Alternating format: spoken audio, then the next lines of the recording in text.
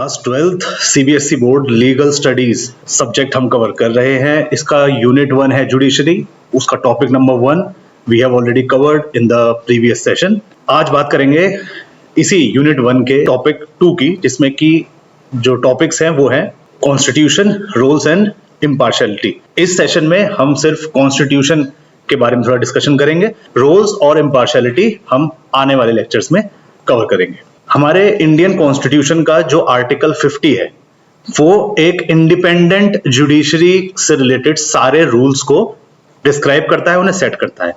इसका मतलब यह है कि जुडिशरी का जो स्टेटस है वो इंडिपेंडेंट है और बिल्कुल अलग है गवर्नमेंट के एडमिनिस्ट्रेटिव विंग से और गवर्नमेंट के लॉ मेकिंग विंग्स से भी। ये इन दोनों से बिल्कुल इंडिपेंडेंट और सेपरेट है।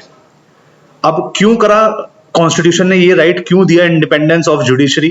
क्योंकि अगर जुडिशरी इंडिपेंडेंट होगी तो वो लॉ को मेंटेन करने में हेल्प कर पाएगी, फिर गुड गवर्नेंस को एंश्योर करेगी और इस वजह से एक फ्री और फेयर सोसाइटी का निर्माण करेगी, एक फ्री और फेयर सोसाइटी का क्रिएशन करेगी।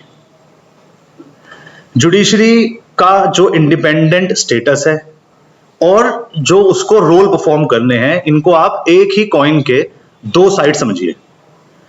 यह समझने के लिए हमें इस बात की नॉलेज होनी जरूरी है कि क्या वजह थी कि जुडिशरी को स्पेशल स्टेटस दिया गया हमारे कॉन्स्टिट्यूशन के थ्रू। यही है हमारा टॉपिक जो बात करता है what are the reasons for granting special status to the judiciary. Special status मतलब कि independent status, separate status administration से और लॉ मेकिंग बॉडीज से। इसको अलग क्यों रखा गया? उसका रीजन नंबर 1 है, देखिए जुडिशरी का इंडिपेंडेंट होना वो इस बात से कनेक्टेड है कि एक इंडिपेंडेंट जुडिशरी एक डेमोक्रेसी के लिए एक वॉच डॉग का काम करती है। मतलब कि वो मॉनिटर करती है और चेक करती है गवर्नमेंट के सारे विंग्स को, सारे आर्म्स को, सारे डिपार्टमेंट्स को। इसलिए कह सकते हैं कि जुडिशरी एक मीडिएटर की तरह काम करती है जब गवर्नमेंट का कोई भी सेक्शन अपनी पावर्स का एक्सेस यूज करता है, एक्सेस पावर को यूटिलाइज करता है, जिससे कि सोसाइटी का और इंडिविजुअल्स का इंटरेस्ट डिस्टर्ब हो जाता है। ऐसी सिचुएशन में जुडिशरी एक मीडिएटर की तरह रोल प्ले करती हैं। एग्जाम्पल लेके समझते हैं। हम सभी जानते हैं कि पुलिस के पास एक्सक्लूसिव पावर है कि वो क्राइम को डिटेक्ट करे, एविडेंस इकट्ठा करे और क्रिमिनल्स को सजा दिलवाए। और अक्सर देखा गया है पुलिस के लिए बहुत कॉमन है कि वो जो सस्पेक्टेड क्रिमिनल्स हैं उनसे इंटरोगेशन करते हैं, पूछताछ करते हैं, ताकि उससे वो क्राइम से रिलेटेड जितने भी सबूत हैं, एविडेंसेस हैं, उनको इकट्ठा कर पाए। मगर ये भी देखना जरूरी है कि इन पावर्स का एक्सेस यूज ना हो जाए या कुछ ज्यादा यूज ना हो जाए, गलत इस्तेमाल ना हो जाए, जिससे कि जो एक्यूज्ड है, जिसके ऊपर कोई इल्जाम लगे हुए हैं, या कोई अगर सस्पेक्टेड क्रिमिनल है जिसके ऊपर शक है कि हाँ ये क्रिमिनल हो सकता है, ऐसे लोगों के राइट्स कहीं उससे इंटरप्ट ना हो जाए। किसी भी एक्यूज्ड को फोर्स नहीं करा जा सकता कि वो खुद एक स्टेटमेंट दे जिसमें वो अपनी गिल्ट को पॉइंट आउट करे कि हाँ मुझसे ये गलती हुई है, मुझसे क्राइम हुआ है।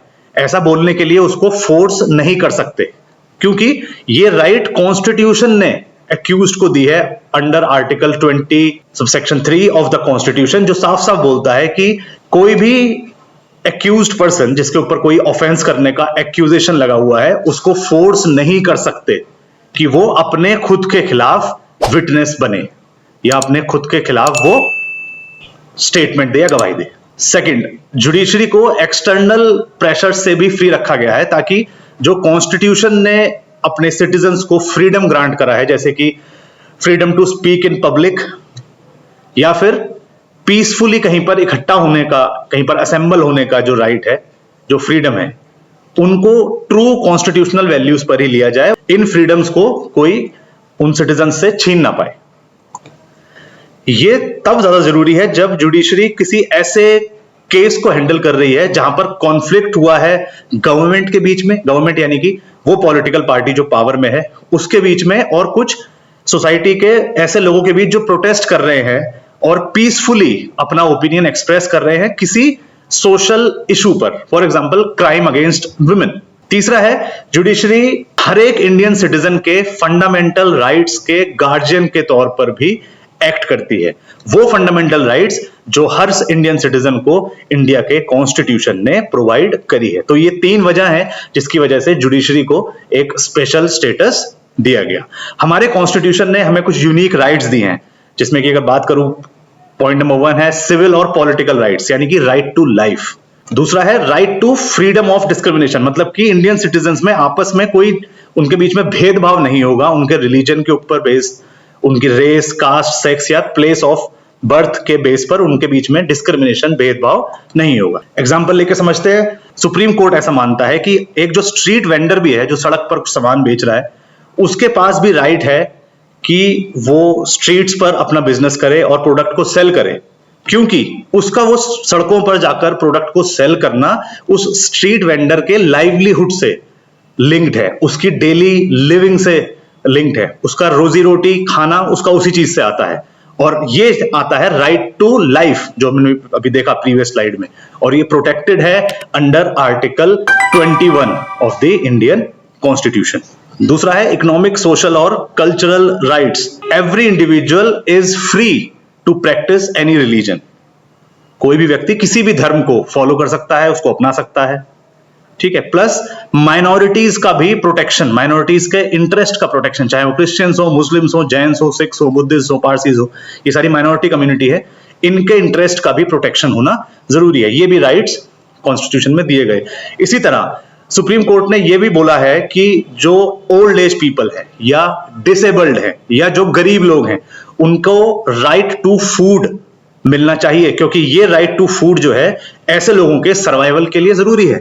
और ये एक राष्ट्र की, एक नेशन की, एक कंट्री की ड्यूटी है कि वो ऐसे लोगों को खाना प्रोवाइड करे। क्रिमिनल लॉ के फील्ड में भी देखा गया है कि जुडिशरी का इंडिपेंडेंट होना वो इसलिए भी जरूरी है क्योंकि वो लिंक्ड है एक एक्यूज्ड के फेयर ट्रायल से। और ये तब बहुत ज्यादा जरूरी हो जाता है जब एक्यूज्ड किसी और देश का नागरिक है, फॉरेन नेशनल है, या एक्यूज्ड कोई ऐसा पर्सन है जिसने पब्लिक के, कंट्री के, नेशन के अगेंस्ट क्राइम करा है, जैसे कि टेररिस्ट।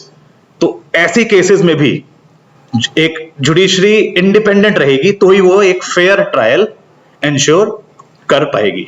नेक्स्ट टॉपिक है रोल ऑफ इंडियन जुडिशरी, जो हम कंटिन्यू करेंगे नेक्स्ट सेशन में। So stay tuned. Thank you so much. Till the time we meet next, it's me Amit Sharma signing off. Bye bye and take care.